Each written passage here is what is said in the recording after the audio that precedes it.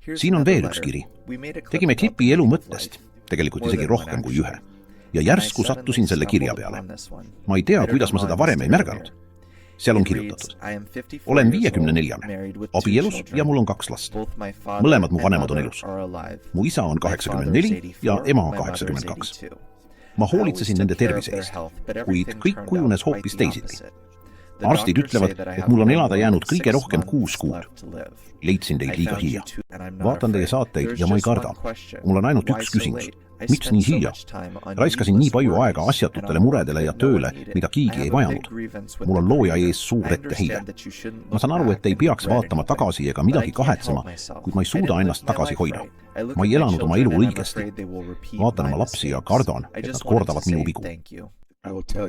Tahtsin lihtsalt öelda aitäh. Ma ütlen teile, kõik oli õige. Teie elus ei olnud mitte ühtegi viga. Te peate kogu seda elu võtma kui õiget suhtumist ellu ja loojasse enda poolt. Te ei tule lihtsalt rahuneda. Kui te suhtute kogu loodusesse, ellu, universumisse, kõigesse ja ka iseendasse kui looja ilmingusse, siis ei ole teil vaja midagi teha ega millegi pärast muretseda. Te peaksite ainult mõtlema sellele, kuidas võimalikult palju nõustuda sellega, mis teiega toimub. Siis hakkate te sellise täieliku nõustumise kaudu tunnetama loojat. See on minu soovitus teile. Seega soovitate tal lahti lasta, eks? Loomulikult, ja ma ei soovita seda ainult talle, vaid kõigile. Laske lahti ja lõpetage muretsemine. Lõpetage segaduses kaeblemine. Seda kõike pole vaja. Kõik toimub nii, nagu peab toimuma. Kuigi meile tundub, et me jookseme ringi, teeme asju ümber ja püüame kõike õigeks ajaks valmis saada. See kõik on mõttetu. See ei muuda tegelikult midagi. Me lihtsalt püüame kogu aeg midagi teha nii, nagu meile tundub õige. Samal ajal, kui looja teeb oma tööd. Ja lõpuks oleme õnnetud, sest asjad ei lähe nii, nagu meie tahame. Laske sellel kõigel minna ja te näete, et ei pole millegi pärast muretseda. Ei oleviku ega mineviku pärast ja eriti mitte tuleviku pärast.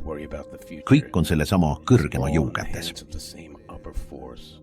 Pean teile ütlema, et see liigutas mind, sest ta ei kirjuta sellest, et kardaks surma või midagi muud. Teda puudutab see, et ta leidis meid liiga hilja, kui nii võib öelda, et ta justkui elas oma elu asjata. Ka see ei ole õige mõte ja ka see on osa ülemisest juhtimisest. Seega ei ole kunagi liiga hilja. Kõik, mis teile antakse teile õigesti.